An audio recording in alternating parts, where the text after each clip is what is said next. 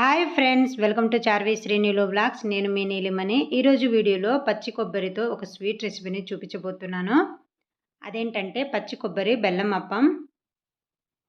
Taste మాత్రం చాలా బాగుంటుందండి, అలానే హెల్త్కు చాలా మంచిది.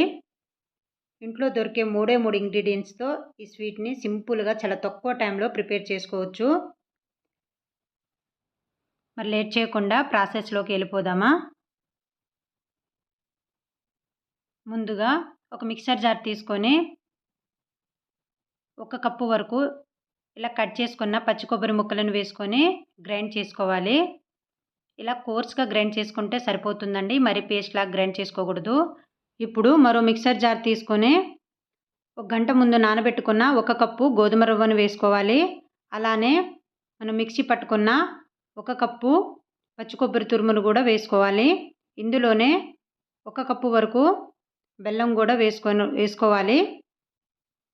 ఇప్పుడు ఇందులోనే కొద్దిగా సాల్ట్ని యాడ్ చేసుకోవాలండి. ఇలా సాల్ట్ యాడ్ చేసుకోవడం వల్ల స్వీట్కి టేస్ట్ బాగుంటుందండి. అలానే చిటికెడు వంట సోడాను కూడా వేసుకోవాలి.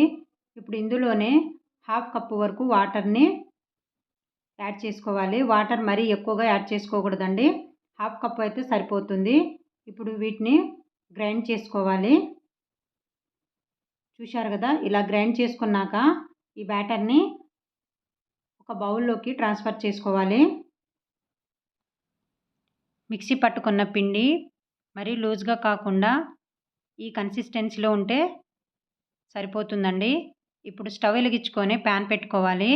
ప్యాన్ హీట్ అయ్యాక మనం ముందుగా మిక్సీ పట్టుకున్న పిండిని వేసుకొని ఇలా కొద్దిగా స్ప్రెడ్ చేసుకోవాలి. ఇలా స్ప్రెడ్ చేసుకున్నాక కొద్దిగా నెయ్యిని కూడా వేసుకోవాలి. మీకు నెయ్యి వద్దు అనుకుంటే స్కిప్ చేసేసుకోవచ్చు. ఇప్పుడు ఒక 5 నిమిషాల పాటు మూత పెట్టి ఉడికించుకోవాలి. ఇలా వాటర్ అంతా గుంజుకున్నాక దీనిపై ఒక పెద్ద మూత పెట్టి ఇలా రివర్స్లో తిప్పుకోవాలండి. ఇప్పుడు ఇంకో ప్రక్కకు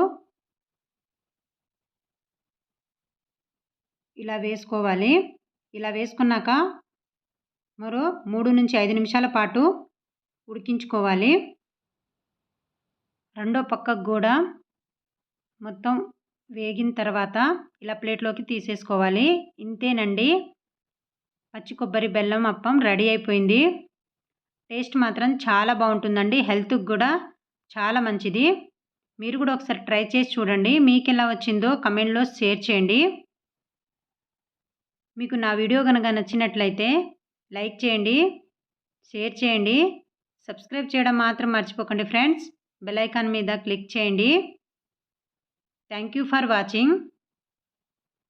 support me friends. Thank you.